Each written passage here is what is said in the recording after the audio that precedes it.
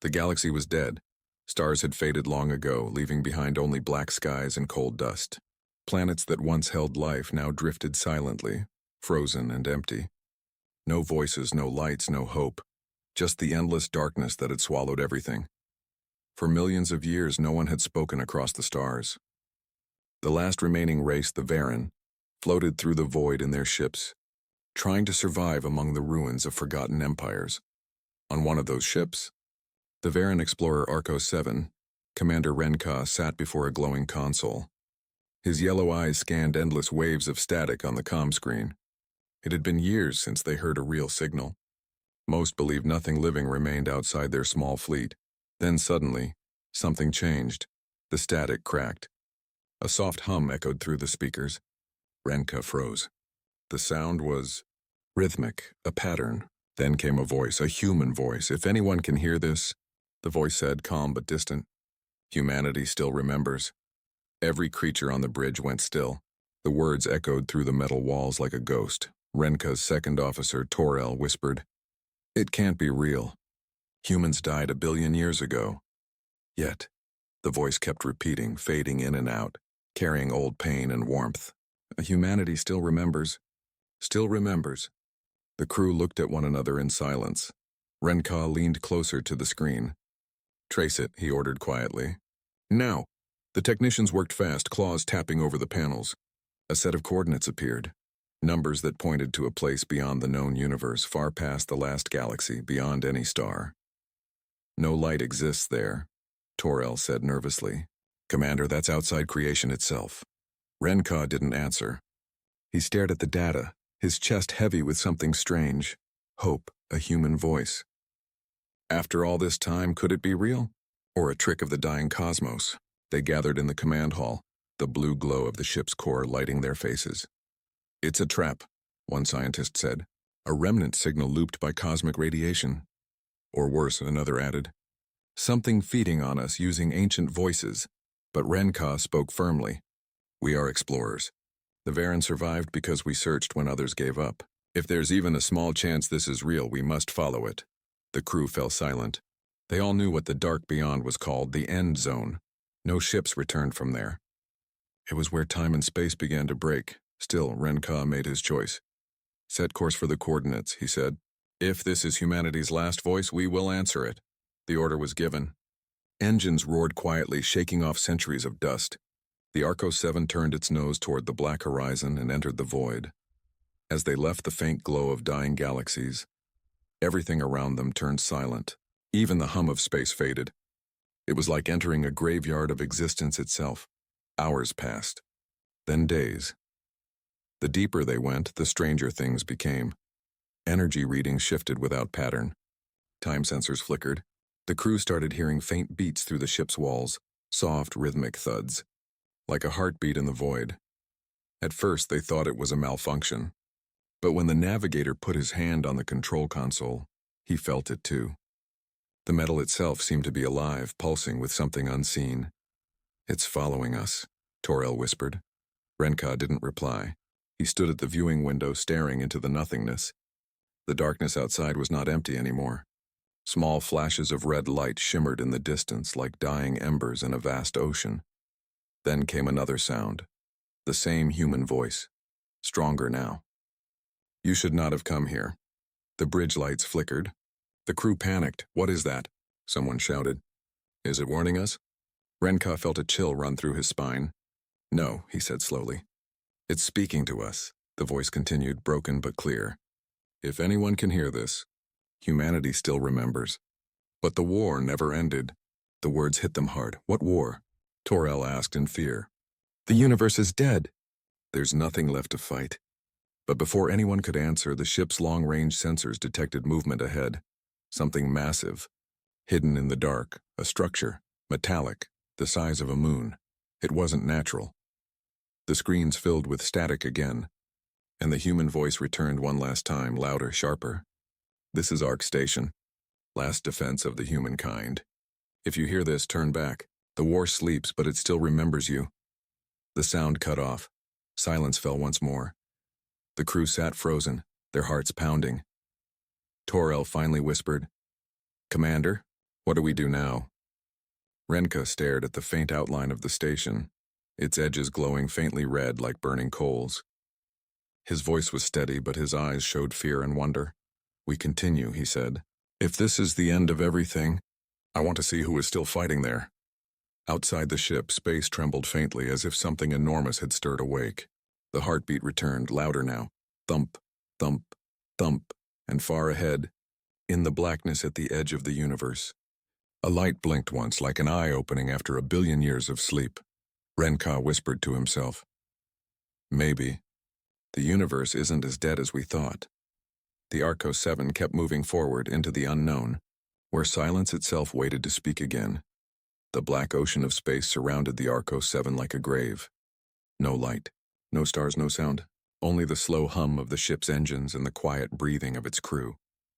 They had entered a region where even time felt slower. The navigation system struggled to read their position. Every direction looked the same, endless darkness. Renka stood at the bridge window watching the void. His yellow eyes reflected the faint blue glow of the ship's control panels. Behind him, the crew worked in silence, afraid to break the stillness. Then, it happened again. The human voice. This time, it wasn't over the radio. It came from inside the ship's speakers, soft and broken like a whisper from another world. If anyone can hear this, we remember. But the war still burns. The message twisted mid-sentence, then turned into distorted breathing. The sound crawled under their skin. Renka's second officer, Torel, slammed a claw on the console. Commander, this is madness. The signal is mutating. Our AI is starting to mimic it. He was right. The ship's artificial mind, a calm mechanical voice that usually handled data, began repeating human words. Remember, human. Heart, it said in a slow, broken rhythm. The crew froze. Renka leaned closer to the AI core. Shut it down. I can't, said the technician. It's rewriting itself. The lights dimmed. The hum of the engines grew louder, almost like a heartbeat echoing through metal. Hours passed. No one spoke much. Fear had spread quietly through every deck. In the mess hall, crew members whispered about the human signal. Some believed it was a trap, sent by ancient machines left from a war that ended billions of years ago. Others thought it was a ghost transmission, the dying echo of humanity reaching through time itself. But one young crew member, Kale, said something that made everyone fall silent. What if it's not a ghost? He asked softly. What if humans never died? And this is them trying to wake us up? No one had an answer. Back on the bridge, Renka sat alone, replaying the recording again and again. If anyone can hear this, humanity still remembers. Every time he heard those words, he felt something deep inside him stir. He had studied ancient records about Earth, about humans, the strange species that fought harder than any other, that laughed in the face of death. But according to history, they vanished long ago, taking their homeworld and colonies with them. Some said they destroyed themselves. Others believed they escaped the universe. Now hearing that voice, it felt like the dead were calling. Commander, Tor-El interrupted. You need to see this. Renka turned to the screen. The radar showed faint readings ahead, tiny energy spikes. Could be debris, said the navigator. But the pattern, it's too regular, almost mechanical. Visuals? Renka asked. Trying, sir, but the sensors are weak here. Static filled the screen, then slowly cleared. Something massive appeared in the distance, a structure shaped like a ring, spinning slowly in the dark. The edges glowed faint red like dying embers. Renka's breath caught. The human signal was coming from inside it. They moved closer. As they approached, strange energy readings grew stronger. The heartbeat-like pulse became louder, now clearly coming from the structure. Every few seconds, the rhythm would shake the ship slightly like something alive inside the metal. It's impossible, Tor-El whispered. That thing is still running after billions of years. The outer hull of the station was covered with marks, burns, scratches, even what looked like impact craters from ancient weapons. Whatever this place was, it had seen war. The ship's AI flickered to life again. Welcome, home, it said softly in the human voice. Everyone froze. Then, without warning, the ship's lights turned red. Systems flickered. The control panels glitched and lines of old human code appeared on the displays, languages no Varan had ever seen. What's happening? Renka shouted. The technician's voice trembled. Something is hacking us through the signal. I'm trying to cut it off, but it's inside everything. The AI's voice spoke again, overlapping with human words. We never stopped fighting. Renka made a quick decision. Prepare a small team. We're docking. Torel's eyes widened. You can't be serious. We don't even know if there's life in there. Renka looked at the screen. The ring-shaped station loomed ahead like a sleeping giant. If there's even one chance that voice is real, we need to know. The universe is dying, Torel. Maybe this is the reason why. With a deep breath, he walked toward the airlock. 4. The sound of footsteps echoed through the long corridor. Renka froze where he stood. His team stood behind him, weapons shaking in their hands. The figure in the cracked spacesuit walked slowly toward them, each step heavy and deliberate. The light inside its helmet pulsed faintly like a heartbeat. Kyle whispered, "Commander." "What is that?" Renka didn't answer. His eyes locked on the human figure. Every story he had ever read about humans, bravery, madness, creation, destruction, all flashed through his mind at once. The figure stopped a few meters away. For a moment there was only silence. Then the helmet's speaker crackled. "Arc 7, active, Guardian system, online." The voice was human, but distorted like it came from a broken machine. Renka swallowed hard. "Identify yourself," he said calmly.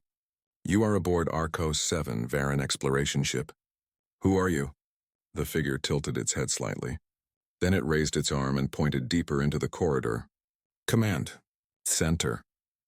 And with that, it turned around and began to walk away, expecting them to follow. Torel muttered, "This is insane." "It's leading us into a trap," Renka said quietly. "Maybe, but I want to know what it's guarding." They followed. The corridors of the human station stretched endlessly. Strange metal walls hummed with a low vibration, like the pulse of something sleeping. Every few seconds, flickers of light ran through the panels, casting shadows that seemed to move on their own. Signs written in the old Earth language marked each intersection. Renka could not read them, but Kale had studied human archives for years. "This way leads to the command deck," Kale whispered, his translator slowly decoding the text. "And this symbol?" He pointed to one painted on the wall. "It means life." "Life?" Torel said. "There's nothing alive here." Kale looked uneasy. "Maybe not. Yet." They entered the command center. The doors opened with a sharp hiss. Inside was a massive room filled with dead consoles and floating dust. A single large viewing screen stood at the far end, covered in frost. The human figure walked to the center of the room and stopped beside a dark terminal. Then, with slow mechanical movement, it pressed its hand against the screen. A faint light came alive under its palm. The entire room shivered as power returned, systems humming like old lungs breathing again. The viewing screen flickered, then displayed a symbol none of the Varan had ever seen before. A burning blue flame surrounded by stars. Words appeared below it. "Arc 7, the last watch," Kale whispered. "That's what the wall said earlier." "The last watch." Renka stepped closer to the screen. "Can we access the logs?" Kale nodded and started working at the panel. After a few seconds, the display changed. Lines of human text scrolled upward. Mission: preserve memory. Protect the flame. Guard the core. Date unknown. Star collapse complete. All systems failing. Humanity will sleep. The last line froze on the screen. Renka's chest tightened. Guard the core? What core? Before anyone could answer, the lights flickered again. The human figure turned slowly toward them. "Core, below," it said. "Flame must live." Torel took a nervous step back. "What is this flame? Some kind of weapon?" The figure didn't respond. Instead, it reached up and touched the side of its helmet. With a slow hiss, the locks released and the helmet came off. Inside, there was no face, no flesh, no bone. Just a floating orb of white-blue light swirling softly, pulsing with rhythm. The glow was warm, gentle, and somehow alive. Renka couldn't look away. "It's not a machine," he whispered. "It's energy." Kyle took a step forward, his voice trembling. "It's human." The light shimmered as if hearing the word. The voice that came next was clearer, stronger. "We are the Guardians, the last minds of mankind, bound to protect the core. Until the stars burn again." The room fell silent. Even Torel couldn't speak. Ren-Ka finally found his voice.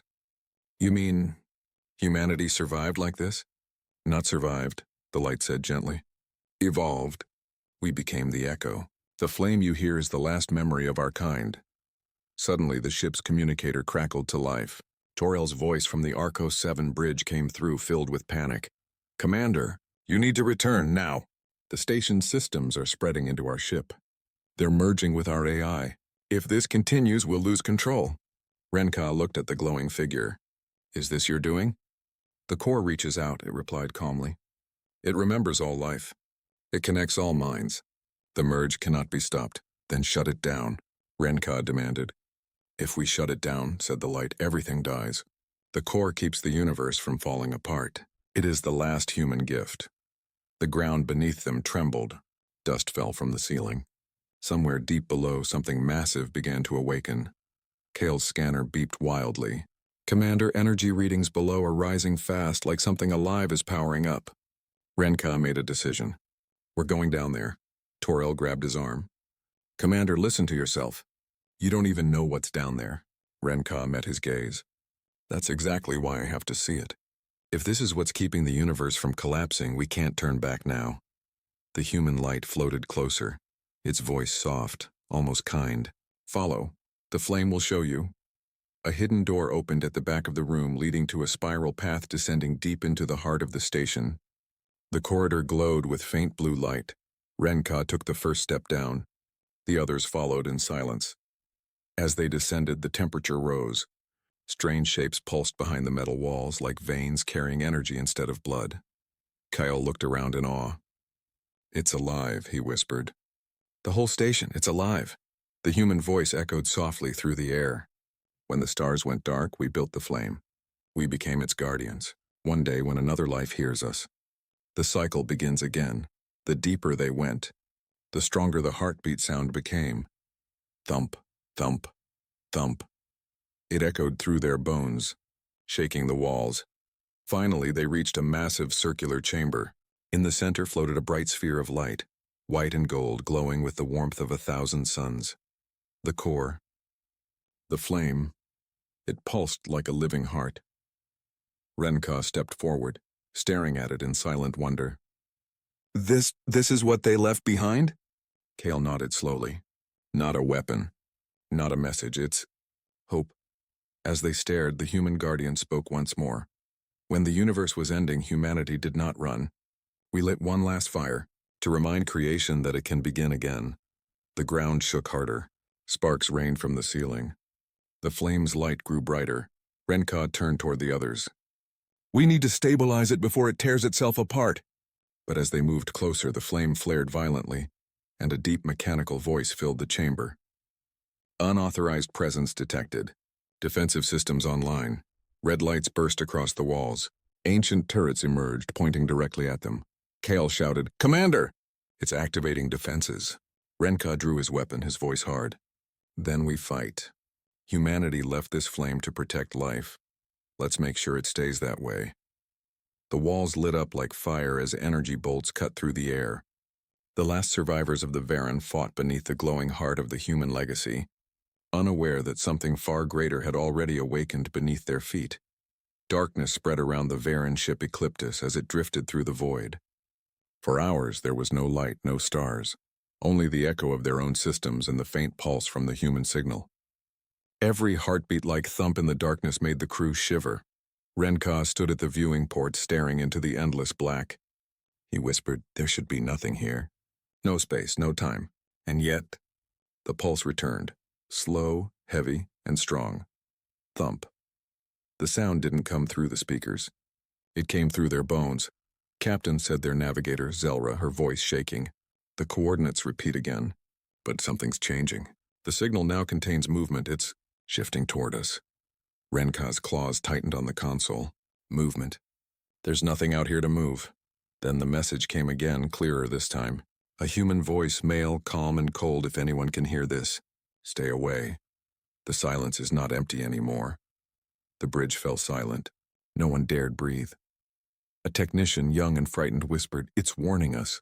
Ren-Ka turned slowly. Or it's testing us. They all felt it. a deep unease growing like a storm inside their hearts. Something about that human voice didn't feel old or broken. It felt present, alive. Hours passed as they followed the shifting coordinates. The deeper they went, the stranger space became. Their scanners showed nothing but dark void. Yet the ship's systems reported impossible readings. Pressure without matter, movement without motion. Then, without warning, the Ecliptus trembled. "Impact alert," shouted Zelra. "We hit something." The ship spun slightly, stabilizers fighting to hold control. Renka grabbed the console and stared at the readings. There was no object ahead. No asteroid, no ship. Yet something had touched them. "Visual feed now," he ordered. The screen flickered, and for one terrifying moment they saw something vast and unseen move through the dark. It looked like waves bending through shadow itself, forming patterns that almost resembled wings. And in the middle of those wings, light. A small, faint human ship floated alone, old and silent. Its hull was cracked and ancient. Renka gasped. "It's human. That's a Terran ship." They approached carefully. The ship bore no markings except one. Painted words barely visible under dust and frost. USS Horizon. "Humans really were here," whispered one crew member. "Then who's speaking?" Zelra asked. The transmission suddenly stopped. "The here." For a long moment, no one spoke. The Ecliptus drifted in the glowing galaxy, surrounded by colors and sounds that seemed alive. Every star pulsed gently, sending out waves of light that felt like whispers. Renka's heart beat fast. "Report, what are we seeing?" Zelra's voice shook. I don't know, Captain. These readings make no sense. Every star is emitting frequencies." "Like language," Renka frowned. "You mean they're speaking?" "Yes," she whispered. "Every star here is a voice." The lights dimmed slightly. The ship's radio flickered on by itself. Then came the same calm human voice they had heard before, only softer now, filled with grief. "You came too far. You crossed the edge of the universe, and now you see what remains of us." Renka gripped the console. "Who are you?" "What are you?" The voice replied slowly. "We were human once." The crew gasped. The screen on the bridge flickered to life. It showed visions, cities of light, human figures made of energy walking through shining halls. But their faces were empty, their eyes glowing like stars. "We learned too much," the voice continued. "We reached the end of space and time, but we refused to stop. We built machines to keep thought alive after matter died." The vision changed. Now they saw a human fleet, thousands of ships gathered near the dying edge of the cosmos. Energy storms tore around them. The voice grew quieter. "We tried to escape the end. We created the silent core to hold the memory of humanity, but it became something else." Renka exchanged a glance with Zelra. "The dark sphere we saw," he said. "That was the core?" "Yes," the voice answered. "It was meant to preserve our minds. But the silence, it began to feed on us. It became alive. It wanted more voices, more thoughts. So it waited." The crew was silent. Even the hum of the ship felt heavy. Renka asked, "Then what is this place?" "This galaxy of light?" The voice responded, "This is what's left of us, the fragments that escaped the silence. We are echoes, memories shaped into stars. We kept shining so no one would forget." A second voice joined the first, female, warm and trembling. "But the silence is spreading again. It felt your presence. It will follow." Renka stepped back, realization dawning. "You mean we woke it up?" "Yes," the voice said sadly. "It will not stop until everything is quiet again." Suddenly, alarms blared across the bridge. The rear sensors exploded with readings, massive gravitational waves forming behind them. Zelra shouted, "Captain!" "The dark sphere, it's here." Outside, the stars began to flicker out one by one. The light of the galaxy dimmed as a great shadow rolled toward them. Through the window, Renka saw something enormous tearing through space like a storm made of darkness. It moved without form, only endless black stretching across light years. The human voice spoke again, hurried now. "You cannot fight it with weapons. You must remember. That is what it fears. Remember what?" Renka shouted. "Our story," said the voice. "Our will to live. Speak it aloud. Tell it who we are." The darkness struck the Ecliptus. Systems flared and shut down. Lights died. The crew screamed as gravity twisted. Renka held onto the command chair and yelled, Everyone! Focus on the sound of my voice. The ship's hull groaned. The shadow pressed harder. Zelra's console burst with sparks. Captain, it's inside the comms. From the speakers came hundreds of overlapping whispers, alien, human, and unknown. The silence was no longer quiet. It was alive. Renka shouted into the black, "We are the Varen, the last race of light. We remember humanity." For a second, everything froze. The ship stopped shaking. Then through the darkness, faint lights began to appear, tiny human figures glowing softly. Surrounding the Ecliptus like spirits, the main voice spoke again, stronger this time. "You remember us. Then you are not alone." The crew watched in awe as the human lights touched their ship. Every system came back online, brighter than before. Energy flowed through the circuits like living fire. Zelra stared at the readings. "Captain, we're powered by them. They're helping us." Renka felt a deep warmth in his chest. "Then we'll help them too." He opened the main comm channel, broadcasting into the void. His voice echoed across the dying galaxy. "To the silence, hear us. Humanity still remembers. And now so does the Varen." The black wave paused. The human lights around the ship pulsed, growing brighter, louder, stronger. The silence screamed, not with sound but with pressure that bent reality itself. The stars of the light galaxy began to flare like suns. Every human voice cried out as one, "We remember." A blinding light filled the void. For a moment it was as if the universe itself took a breath. Then, silence again, but this time, it was peaceful, warm, alive. The shadow was gone. The light galaxy stood calm and bright. Renka looked around the bridge, whispering, "Did we win?" The radio crackled softly, and one final human voice answered, "You helped us finish what we started." But the silence never ends. It only waits. Remember that. The transmission faded. The stars shone brighter than ever. Renka stared out the window, his eyes full of awe. "We'll remember," he said quietly. Behind him, the crew stood together, silent and thoughtful. They had come to the end of the universe and found humanity waiting there, not as flesh or machine, but as memory and light. And for the first time in a billion years, the edge of the universe was no longer silent. The galaxy of light shimmered quietly around the Ecliptus. Every star now glowed brighter, as if filled with new life. The crew stood in silence, still shaken by what they had witnessed. Captain Renka looked at the shining horizon where the darkness once was. For a moment, peace returned to the void, but deep inside he felt uneasy. Something wasn't over yet. "Status?" he asked softly. Zelra checked the systems. "Engines are stable, power restored," but she hesitated. "The human energy, the light, it's fading." Renka turned to the window. The stars were dimming again one by one. A quiet whisper echoed through the radio, soft and almost tender. It was the same human voice as before. "Renka, it's time." The captain froze. "Time for what?" "To end the silence, for good." A wave of golden light rippled across the galaxy, revealing thousands of human figures, each glowing like a small sun. They looked peaceful, almost smiling. The voice continued, "When the silence came, we fought to stay alive. But we learned, existence is not about surviving forever. It's about passing the flame." Renka's voice trembled. "Passing it to who?" "To you," the voice said gently. "To those who still remember." The entire crew went still. They realized what the humans were doing. They were giving away their last energy, their last spark of light. "Wait," Renka shouted. "If you give this to us, what will happen to you?" The voice grew faint but calm. "We'll finally rest. The silence can't hurt us anymore. But it will come again, one day. Promise us you'll keep the light alive." Renka's heart ached. He wanted to refuse, but the light around them began to flow toward the Ecliptus. The ship shook gently as streams of glowing energy entered its hull. The systems brightened to impossible levels. Every console lit with golden fire. Zelra cried, "Captain, our reactor is overloading." Renka gritted his teeth. "Stabilize it." "I can't." "It's not power, it's memory." The crew felt it too.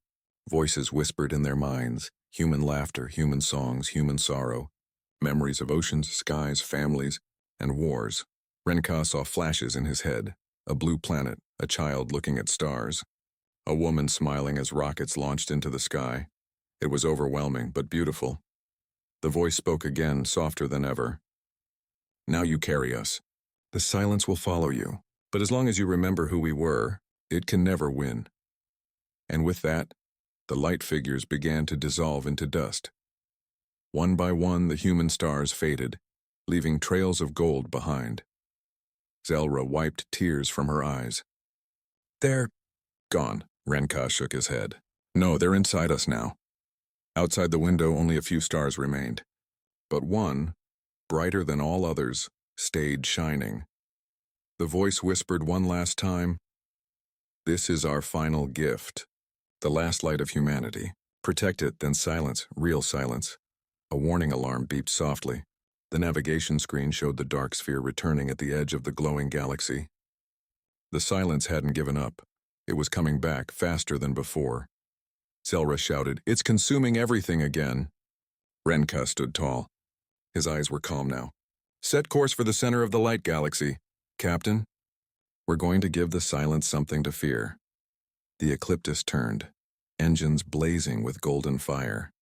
It shot toward the heart of the galaxy, leaving trails of human energy behind. The dark wave followed, devouring the stars. As they reached the center, Renka saw it, a massive sphere of pure light, the core of what remained of humanity's spirit. He smiled sadly. "They left us this for a reason." He placed his hand on the console. "Prepare to merge power. All systems to full output." Zelra's eyes widened. "You'll destroy the ship." Renka nodded. "Maybe, but the silence will end with us." The dark wave surrounded them, crushing light, bending time. The ship groaned under the pressure. Renka closed his eyes. For the Varen, for humanity, he pressed the final command. The Ecliptus exploded into a storm of golden light, so bright it tore through the darkness. Like a sun being born. The wave of silence screamed as it burned. Space itself shook, and then there was nothing, no ship, no shadow, only light. A long time later, maybe centuries, maybe moments, somewhere in a newborn universe, a tiny spark flickered into existence. It was a star, small, but alive. Around it, space began to fill with light again, and within that star, deep and quiet, a voice whispered, "We remember."